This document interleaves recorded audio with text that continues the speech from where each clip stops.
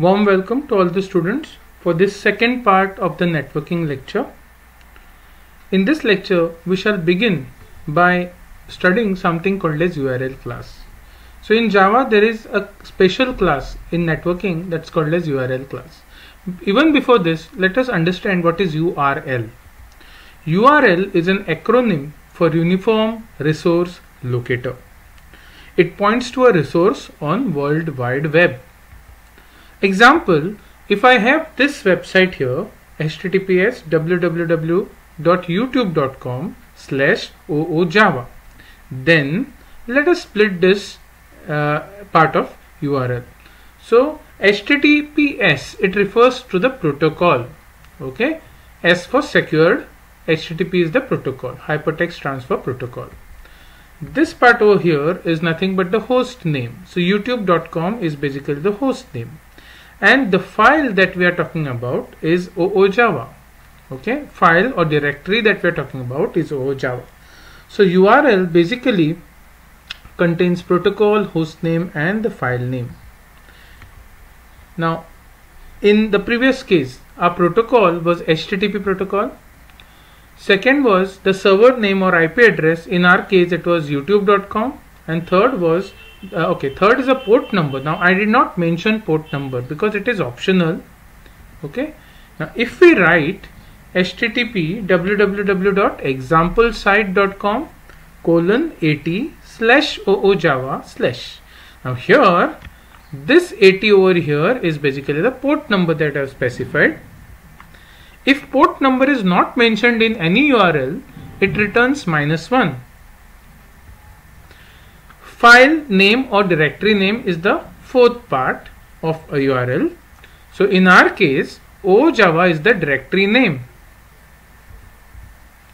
Let's see the constructors of Java's URL class. First constructor is URL, and in bracket you have string that you specify. This creates an instance of URL from the string representation. Second representation or second type of constructor here takes four arguments actually. Here the protocol that you want to use, the host name, the port and the file. So this creates instance of URL from the given protocol, host, port number and the file. Third, here it takes protocol, host, port, the file that you want to address and the URL stream handler as an input argument. Next, a constructor takes three things. One is the protocol, host name and the file name. And last, a constructor which takes two arguments. One is the context and second is the specification, or it creates instance of URL by parsing the given specification within a specified context. Let's see the methods of this URL class. You have a method called as getProtocol. Now this returns the protocol of the URL. In our case it was HTTP, so it would have returned HTTP protocol or HTTPS protocol, right? Then getHost is another method which returns the host name of the URL. getPort returns the port number of the URL. getFile returns the file name of the URL. getAuthority, it returns the authority of the URL. Now toString is a method which returns the string representation of the entire URL. getQuery, it returns the query string of the URL. getDefaultPort returns whatever is the default port for the URL. And OpenConnection method, okay, returns the instance of URL collection that is associated with this particular URL. Then there is a method called as equals which takes an object as input. It compares the URL with the given object, okay, and it returns either true or false because the value is boolean over here.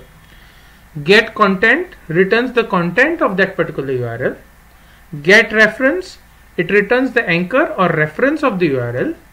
And toURI method it returns a URI of the given URL. Now let's quickly see a demo of this particular URL class. So in this particular demo, okay, here I've created a URL that's an object of URL by using the constructor, the first step of constructor that we saw, wherein we give the entire string that's a search string of the URL is given as input to it. Okay, so let's see this with an example program. Okay, now here the URL that you see here is basically what in Google search I have searched for something called as Google Doodles. So as you can see here, when you search for some data, okay, this is that query string that you see. Okay, this is the entire query string that you see when you say search in the Google. So that entire query string I've copied and I've pasted here. Okay, and now let us see how this URL class, how the object of URL class can use the different methods which are associated with this URL class and fetch the details of the given URL. Okay, now as you can carefully see here, first of all it tells you the protocol is HTTPS. It says the domain name is google.com, and what you're searching is I have searched for Google and Doodles, right? And then you can see the it's a Google Chrome. Okay, source ID is Chrome and it is UTF-8 format, right? So now let's run this and see. Now first what I'm doing is using this URL object, I'm calling get protocol method. Okay, get protocol method, as we know, it will fetch whichever protocol that is being used with this URL. Second is I'm calling get host, so it will give you the host name. Get port will give you the port name, and if port is not mentioned, it will return -1, as we have already seen. Get default port, it will give you the default port number for that particular search. Then get query will give you this entire query string, it will return. Get path will give you the path, and get file will give you the file. Okay, so without wasting time, let us run this program and let us see what is the output. As you can see here, let us compare. The first thing is I called get protocol method. Okay, it gives me protocol as HTTPS. So it is fetched from this particular query string. HTTPS is the protocol. Second is in this particular URL, it is trying to find out what is the host. Get host function. It says host name is google.com. So this is host, as I told you. Third, URL.get port. Now port is not specified here. Port ID is not specified here. That's why it returns -1 here. Then it tries to find out what's the default port. So default port is 443, right? Then it will get the entire query that was typed. Okay, it gets the query string. So this is my query string, Google Doodle. This is the entire query string that comes when I perform the search in Google. Okay, then it gets you the path. Get path will get you the path. Path is nothing but it is /search. So I'm in the search. Then get file, so it will get the file that we are searching for, right? So this is a way how you can make the use of URL class of Java.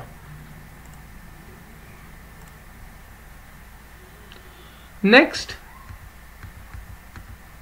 we shall see URL connection class. There is another class. First we saw URL class, and now next we have something called as URL connection class. Now this is to do something with the connection. Okay, which connection? Let us see. Okay, so it represents a communication link between the URL and the application. Okay, it represents a communication link between the URL and the application.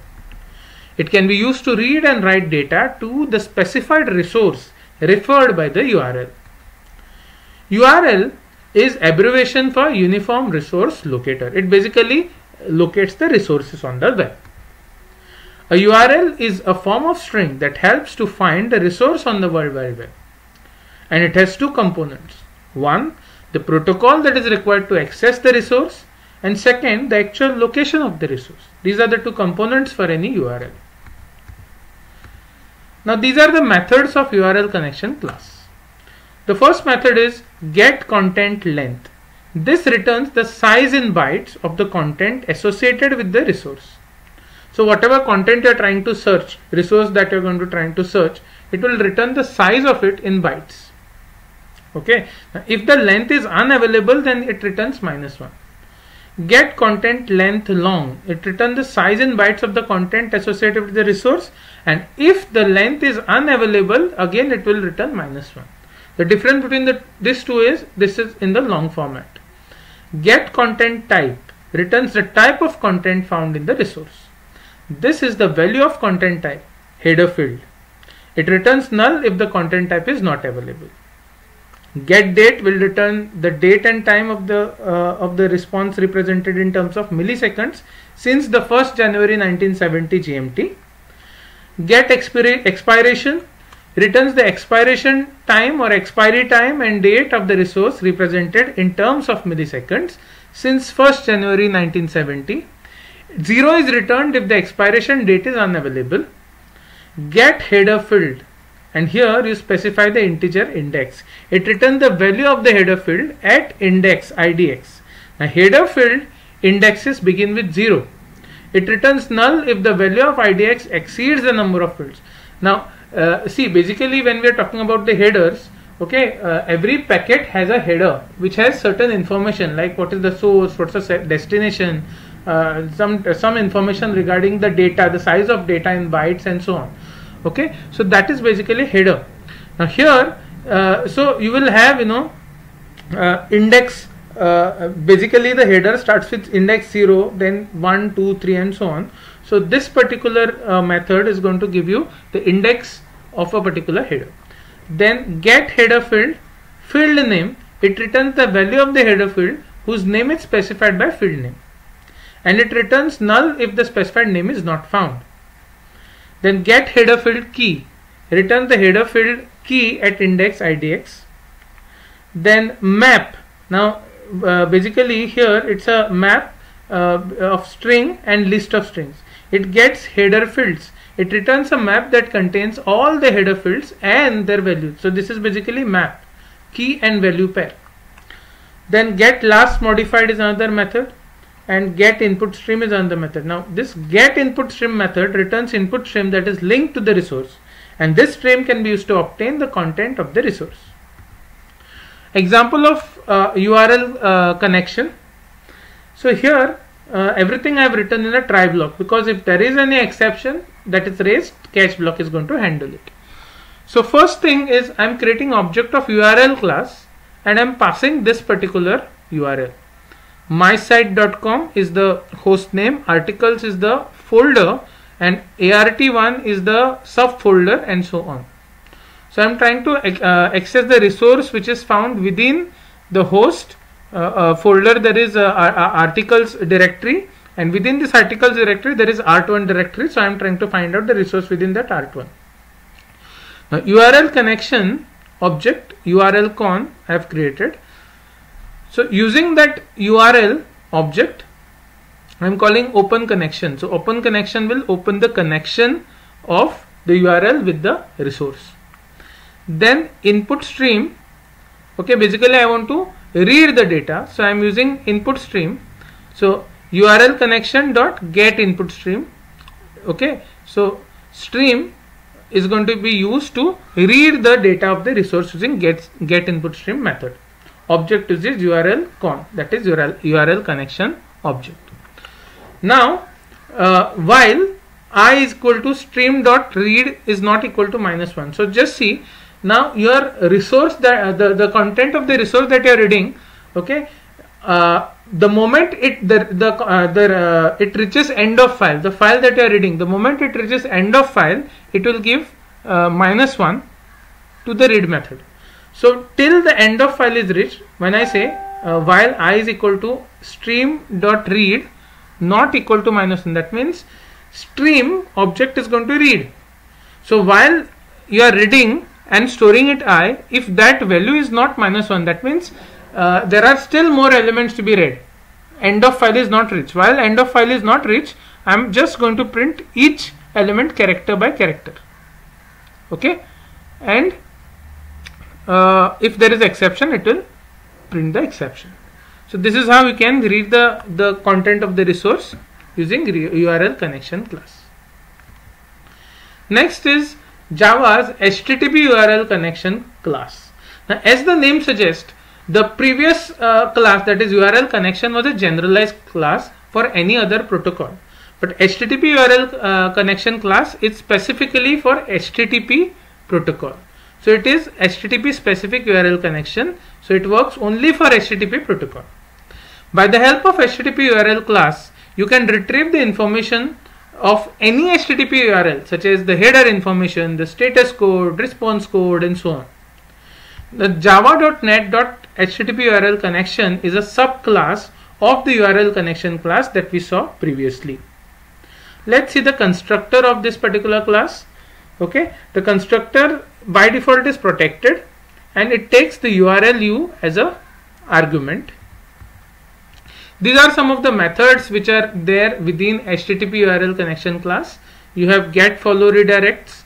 It returns true if redirects are automatically followed, otherwise false. Get request method returns a string representing how URL requests are made, and the default is a get method. So basically there is a get and post method. So by default it is get. Other options such as post are also available. Now get response code, it returns the HTTP response code, and -1 is returned if no response code is obtained.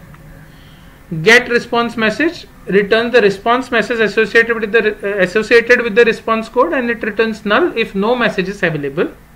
Set follow redirects, if true then redirects are automatically followed, and if how is false then the redirects are not automatically followed. By default redirects are automatically followed. And set request method sets the method by which HTTP requests are made, so to that are made to that specified by how. Okay, now let us see an example of HTTP URL connection class.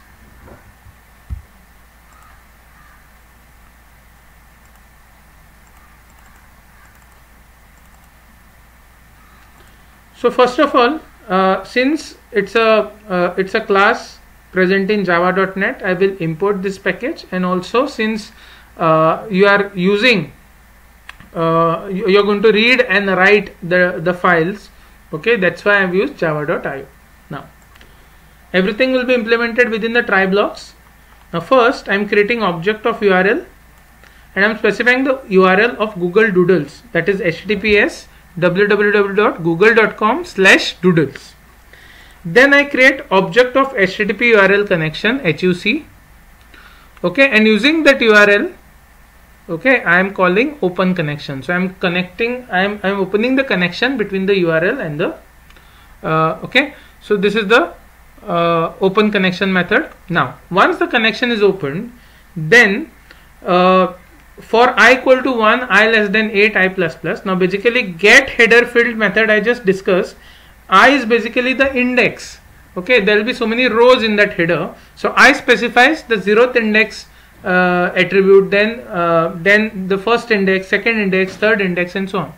So for I equal to 1 to 8, so I am accessing 8 index values, and for every iteration it is going to call HUC.getHeaderField key of I. That means it will print the key, okay, and then it will print the header field, okay, and then it will disconnect HUC and close. Just to see how this works, I will run. Okay, and we can compare here. First, so after establishing the connection, now just see, after establishing connection, this is basically these two methods that I have used. They are going to fetch the data in the header, which are present in the header of that particular packet. So for I equal to 1, 1 is less than equal to 8. So I is 1. So it will go into the for loop here. It will print HUC, okay, dot get header field key of I. Now header field key of I, okay, that is 1, is content type. So it will print content type equal to and then get header field of I. It will print the value in that particular key, that is text/html char set UTF-8. So this is the first entry that is there in the header. Okay, then I will be incremented by 1. So I was 1, now I will become 2. So then it will print system.out.println huc.get header field key of 2. Okay, now get header field key of 2 contains cache control. Okay, so this is the second index value which is there in the header, cache control, and the value corresponding to that, that is get header field of I, that is 2, will be no cache. So you see, accordingly it prints the header with respect to the header field key and the value of that key value pair. Okay, similarly set cookie is one more header field key, and the value is h1 equal to en, expires Friday 28 January 2022. This particular cookie expires on Friday 28 January 2022 at this time. Maximum age is this much and path is /doodles because I am searching for doodles. Okay, the next, it is set cookie, expires on Friday 28 January. Okay, max age, and here path /doodles and HTTP only. The next header field key is nothing but date. It specifies the date, that is Wednesday 29 December 2021. Okay, that is today's date, and that this is a time. Then the server, it is Google front-end server. Then the content length is this much. So basically this is how, using HTTP URL connection, you can print the contents of the entire header of a packet, right?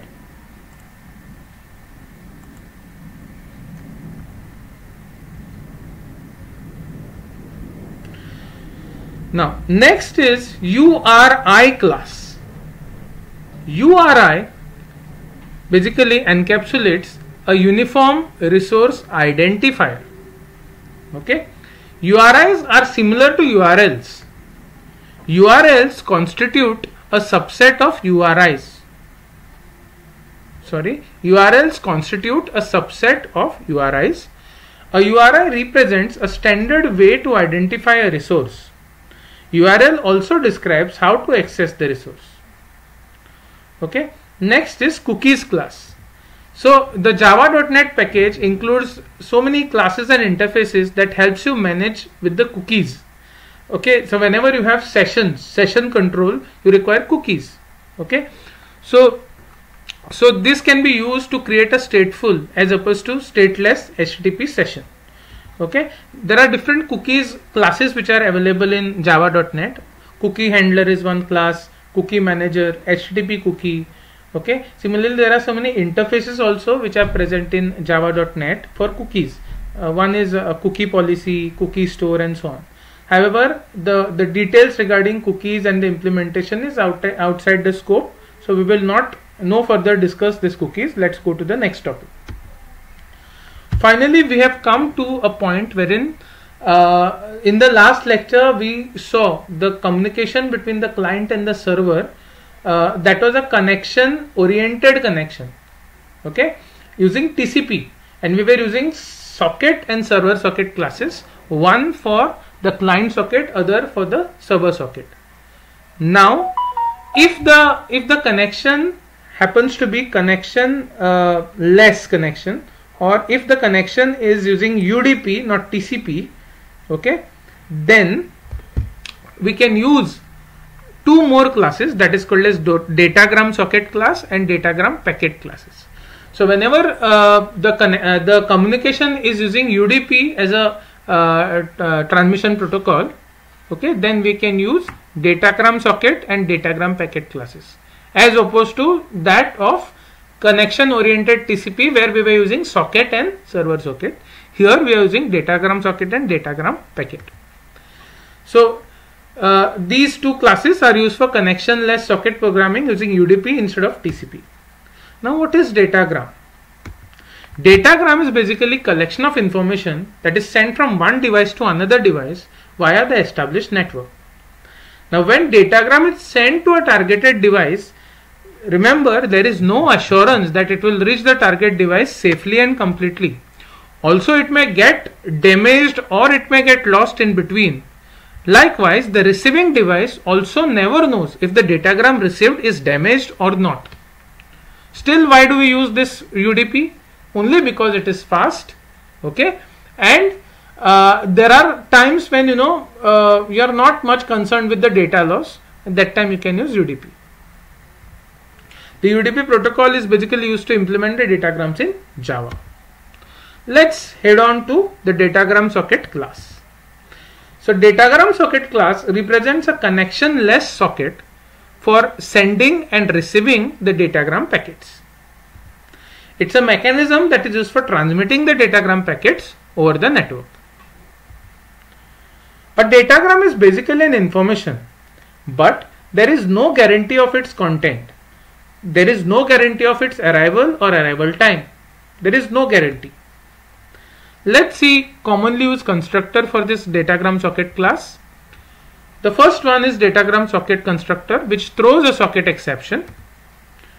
Second one is datagram socket constructor, which takes as input the port. Third, it takes the port number and the INET address as an input. That's a host address as an input. Let's see some of the important methods in datagram socket class. Get INET address. So if the socket is connected, then the address is returned, otherwise it will return null. Then get local port, it returns the number of the local port. Get port returns the number of the port to which the socket is connected, and if socket is not connected, it will return -1. Then is bound returns true if the socket is bound to a particular address, and otherwise it will it will return false. Then is connected returns true if the socket is connected to server, and otherwise it will return false. Okay. Then set show timeout. So it sets the timeout period to number of millisecond past in millis. So these are few of the methods. Next we will see datagram packet class. Now this datagram packet is basically a message that can be sent or received. So what is datagram packet? It is basically the message that can be sent or received. So it is a data container. If you send multiple packets, it may arrive in any order. Additionally, there is no guarantee that the packet will be delivered also. The commonly used constructor of this datagram packet class are: 1. Datagram packet, which takes byte and length. So basically when I say BAR, it is basically array. It's a byte array, okay, which specifies the bytes, and this is the length of that particular packet. Okay. Now second constructor takes byte array as input, the length, then address of the host and the port number as input. Different methods in datagram packet class. So get address method, return the address of the source, okay, for the datagram to be received, or destination for the datagram to be sent. Get data method, it returns the byte array of data contained in the datagram, mostly used to retrieve data from the datagram after it has been received. Get length method returns the length of the valid data contained in the byte array, which would be returned from the get data method. This may not be equal to the length of the whole byte array. Then get offset, get port, set address, set data, okay, then set length, set port. These are other methods of the datagram packet class. Let's see a program finally.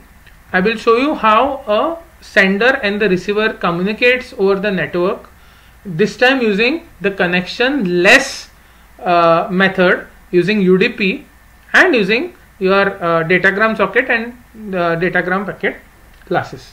So this is the code for the sender, dsender, datagram sender. Again I will import java.net. Right now, first we are going to create an object of datagram socket. Then the string that the sender wants to send is welcome Java. So str stores the string that we want to send. Now we create an IP here, okay. So we have to specify the data has to be sent to which IP. So inet address dot get by name. So we need to the IP will be 127.0.0.1. Okay, that's the IP address. And now finally I create a datagram packet, okay, equal to new datagram packet, and I'm going to send my data, that is the string. So when I say str.getBytes, this method is going to fetch the bytes that are present in this particular data. str.length will specify the length of this data that is to be transmitted. Third, we specify the IP address of the destination, and fourth is the port number. So once the datagram packet has been created with the details, that is the data, actual data that is to be sent, the length of the data, the IP address of the destination where it is to be sent, and here it is the port number of the destination where it is to be received. And then I have to send this datagram packet dp using datagram socket ds. So ds.send dp. So using datagram socket that we have created, I am using send method which will send this packet over the network to the destination which is specified here, and then datagram socket dot close. So this is the sender. Now at the receiver side, we are creating datagram socket here. This is the socket for the receiver, that's a server, and I'm specifying that the port here is 3000. That means if anyone wants to connect to this particular socket, you have to connect it to port 3000, and that's why sender has also mentioned port as 3000. Okay, which means that the datagram packet will be directed to the IP address which is specified here, and the port number is 3000, the same port number. So it is going to be coming to this destination port 3000. Now the data that is received on this receiver end, okay, it has to calculate, it has to fetch the data. So there is a byte array which we have created, buff equal to new byte array of 1024. Next it creates a datagram packet, okay, with the buffer value 1024, 1024. Now ds.receive method will do what? The datagram socket is going to receive, using the receive method, it is going to receive the data that is sent by the sender. So what is that? Datagram packet dp. Okay, now string str is going to fetch the data using a method called as getData. So dp, that is datagram packet dot get data, will fetch the data from the packet that it has just received, comma 0 comma dp dot get length. It will find out the length of it, and then finally it will print the string that is being received, and then datagram socket dot close. Okay, so this is the output. Let us run this live and see.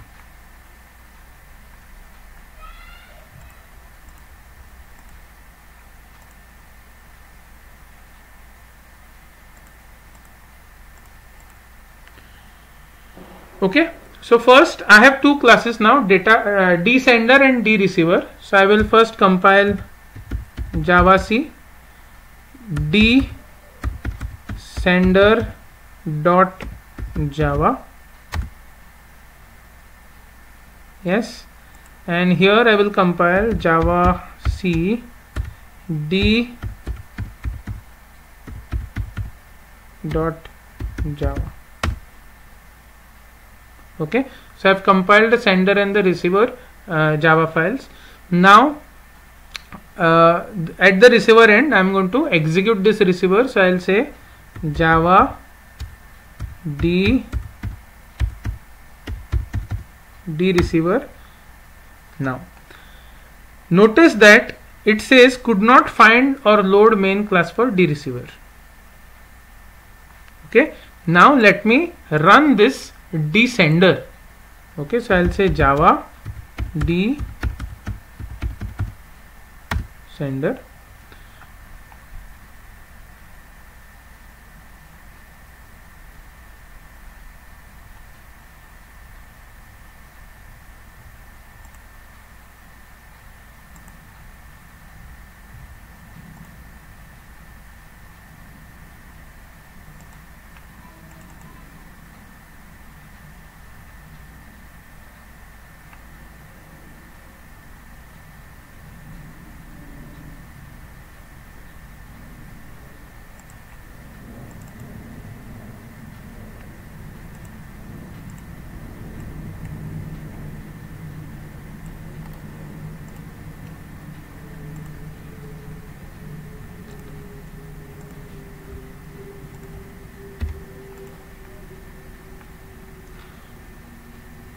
Start.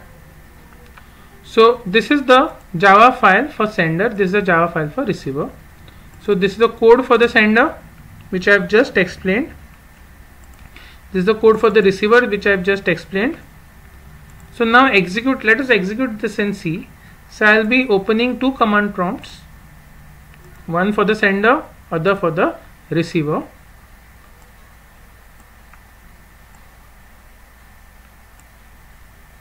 Okay.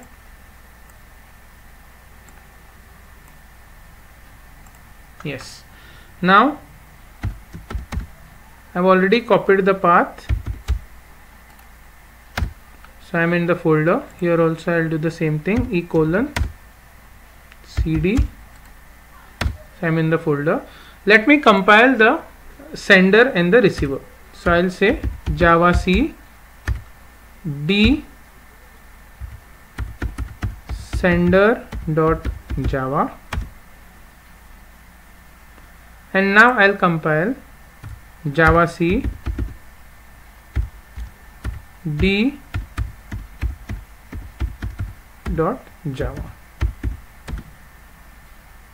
Okay. Now at the receiver end I am going to compile. I will say java d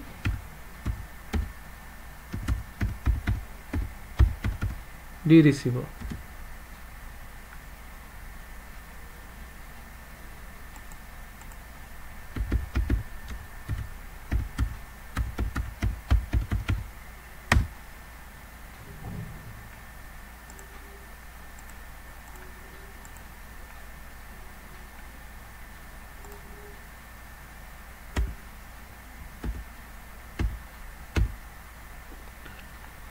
So this is the output that you can see.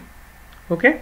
So as you can see, I have opened two command prompts, one for executing the receiver class, other for executing the sender class, like how I have done for the previous programs. Okay. So when I execute the receiver class, I get this welcome message which is sent by the sender class. Okay. So this is how your a connectionless communication between the client and server using HTTP can be established. So that is it for today's lecture. Thank you.